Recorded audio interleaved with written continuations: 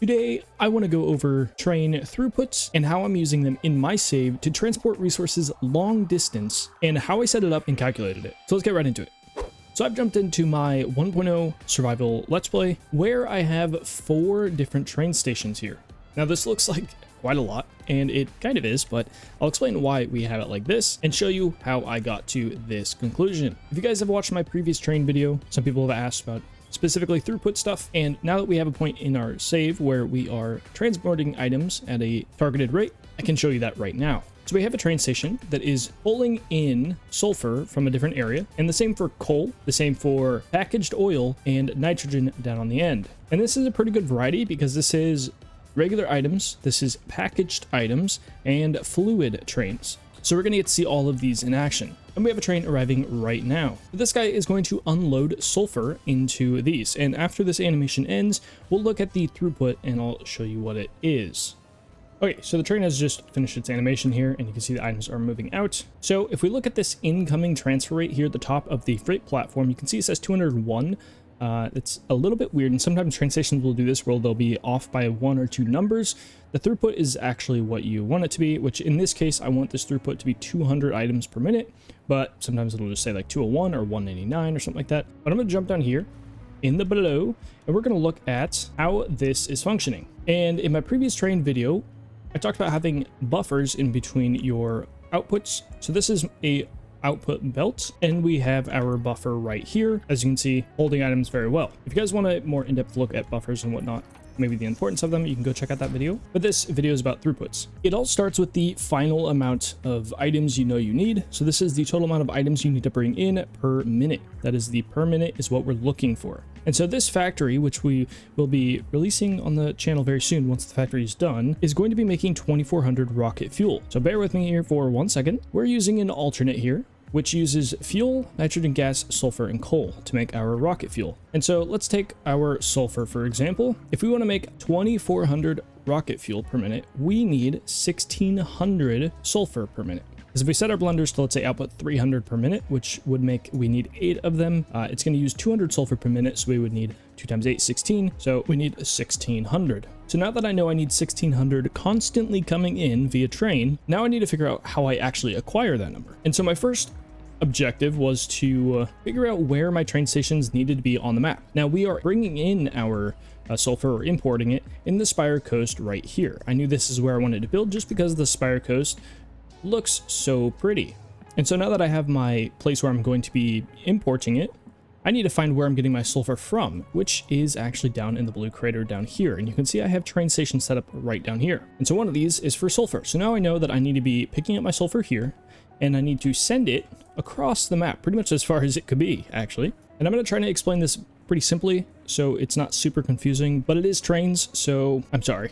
The first thing I did was I set the train to go from this station to our drop-off point and then come back. So it does that loop where it picks up and drops off. Before I actually belted in any items to the train stations, I wanted to time the train path to see how long it would take.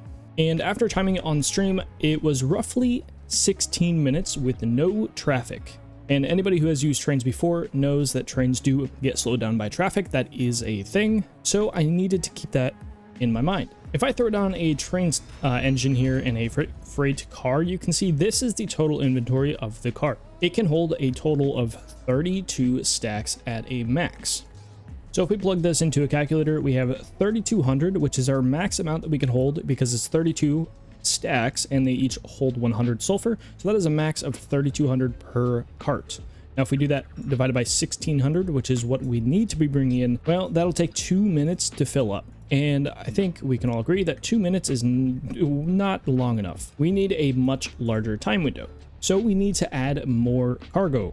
And now I won't lie, when I looked at the number of 1600 and I realized that the route was actually 16 minutes pretty much on the dot, that kind of made it pretty easy to figure out. So if we take 3200, which is our max per cargo wagon that it can hold, and we divide it by 200 per minute, which is what we could evenly divide a 1600 amount into 8 carts would be 200. We get 16 minutes, ironically. That sounds perfect, but that leaves no room for error, traffic, anything like that, or any buffer at all.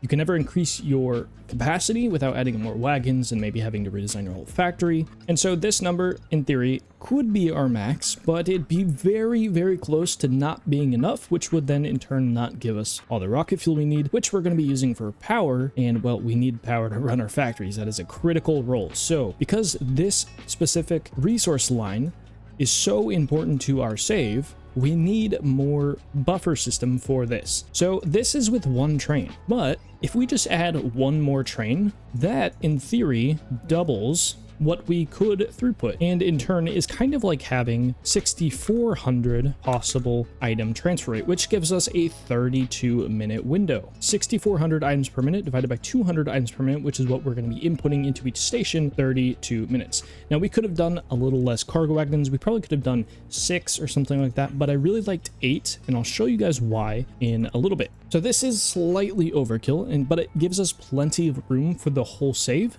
So that way, if we add more trains onto this specific track or whatever, it doesn't impede into that efficiency. Because remember, we are almost double what we technically need. Now, I really hope that made sense. I'm trying to explain it as detailed as possible to hopefully cover any questions you guys would have. But again, if I'm missing anything throughout this video, just let me know down below. But using this method of calculating your total number of items that can fit into a cargo wagon and then dividing it by your total input can give you a rough time estimate, and then you can add cargo wagons as you need to increase that time amount, if that makes sense. And you just keep doing that until you get a, well, satisfactory number. So for me, that was 8, and 1600 items is the max amount of items per minute I am doing. Now, I did actually make one mistake somehow when planning this, in thinking that I also needed the same amount of coal per minute, but I actually need half. So I only need 800, but I am bringing in 1600. So that extra 800 will probably get sent somewhere else. But for now, that's what's happening. So let's look at the map right now. We have one sulfur train right here, which means our other sulfur train should be pretty far away. You can see our other sulfur train is over here. Now, ideally, you'd want them to be kind of on opposite sides or meeting in the middle point of the track in a way, but due to traffic and things like that, they will kind of space differently and get in different parts of the map. But this also is why we have that buffer system, plenty of buffer room, so that if trains ever get too close, it doesn't really matter that much, because this one's still many minutes away from even arriving here. And so we take this method and we copy paste to every train station. And so for coal, it is the same thing.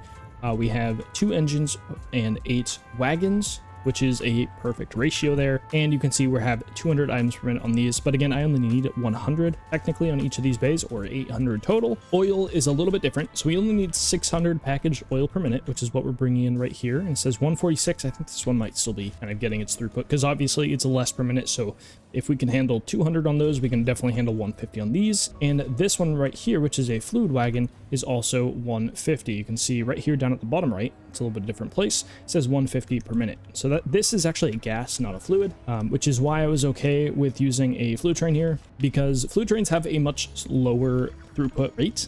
Just because pipes, you're limited by those, they only transfer 600 at max per minute, and that is if everything works perfectly, which, as I'm sure many of you guys know, that pipes are not exactly perfect. So packaging allows you to have a much higher throughput. Not that we really need it here, but it is nice to deal with. And I thought it'd be fun. We have 150 on 4 of these, making 600 per minute. But these other 4 are going to be eventually to send canisters back and complete a whole loop, but that will definitely take some time. And if you guys are curious on how you do that with one train, you just have whatever train stations that are unloading, so we'll set to unload, and then the other 4 in these case, these 4 right here, will be set to load, and they're going to load the canisters, and it'll be reversed on the other pickup area, where it's going to pick up or load our oil and drop off our canisters. It's a very simple setup and incredibly useful. Now, when I was testing my timed rail at 16 minutes for the full loop, that was with one train, and we now have 7 trains. We have one train doing nitrogen gas going back and forth. This trip is much shorter and it has a lower throughput, so one train was definitely plenty. But something else to keep in mind is that for fluid wagons, I believe the max they can carry is 1600 fluid. So the throughput is much lower. Just remember that it is much lower. So you have to keep an eye on the max capacity. And currently right now, I'm just syncing all of the items to test throughputs to make sure nothing boxes up. And we test all of the throughputs and make sure they're all good, which they obviously are. And for the fluid, I just have them into storages because you can't obviously sync fluids. And I don't really want to set up a whole packaging station for a little bit of nitrogen gas. So I just have a fluid buffers here, and then I can just go to full pipe network and flush the whole pipe network, which will flush everything except for what is in the train stations. And so as long as I do that about every 30 to 40 minutes, it'll never fill up and I can continuously get this good. But now that I know this is good and we're able to transport the 150, it doesn't actually really matter. It can fill up, doesn't really make a difference to me. But the same thing still applies with buffers. Even on our gas/fluid trains, we still need liquid buffers on our final outputs. But because this is only 150 per minute, we don't need 2 pipes. We can actually just use one Mark II, which is going to do 4 times as much as our throughput is. So it will definitely compensate for the 30 seconds of animation time for the loading. Okay, so I've jumped over to where we're picking up all of our items on the south end of the map by the blue crater, where we're gathering the 4 sulfur nodes that are around here, along with coal and packaged oil and all that stuff. And I want to show you how I'm load balancing these. So I have Mark V belts unlocked, which means my max capacity is 750 per belt.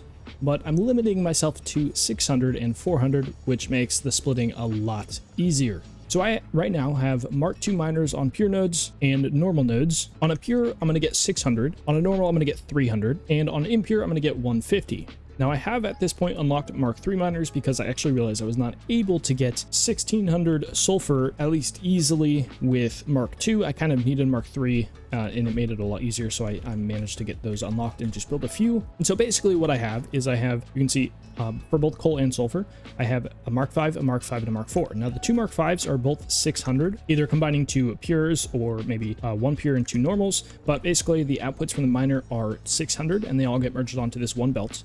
That makes it really easy to get a 200 split, right? Because we take a Mark V and we split it 3 ways.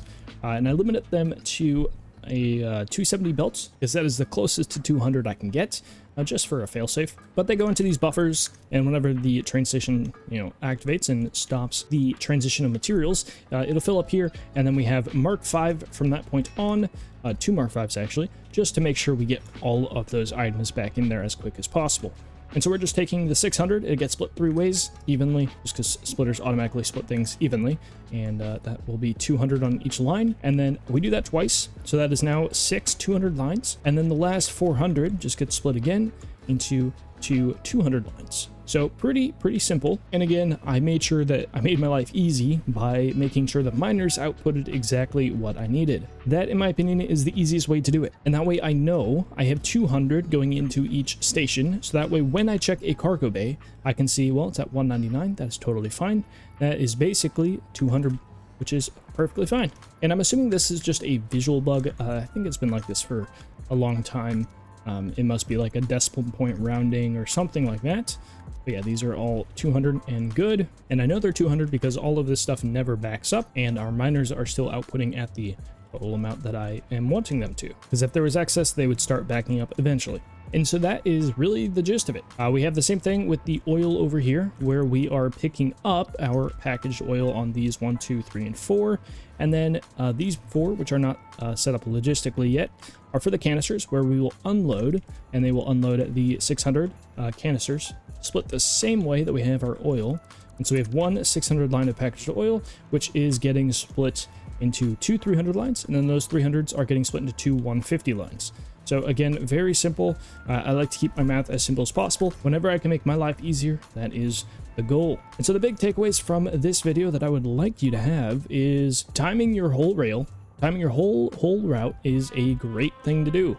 Knowing that it's going to take 16 minutes or 5 minutes or 7 or 24, however long, is very valuable to know. And something a little extra to add on is if you start doing really long trains, like something like 20 carts, which you can do, and especially if you add a lot of engines to them, the ratio will be totally fine. Those train lines are really long and they can clog up other train lines and cause some traffic in intersections. So something that is kind of nice to do is add priority lanes. So add bypass areas where it's not on the track, where there's a lot of activity, and it will definitely help you and save you time, save you headaches on figuring out why maybe efficiencies or throughputs have dropped, because traffic is a way that throughput can drop. And so that is a big reason why I gave myself so much of a buffer when I might have been able to get by with one cart or adding more cargo wagons to one train.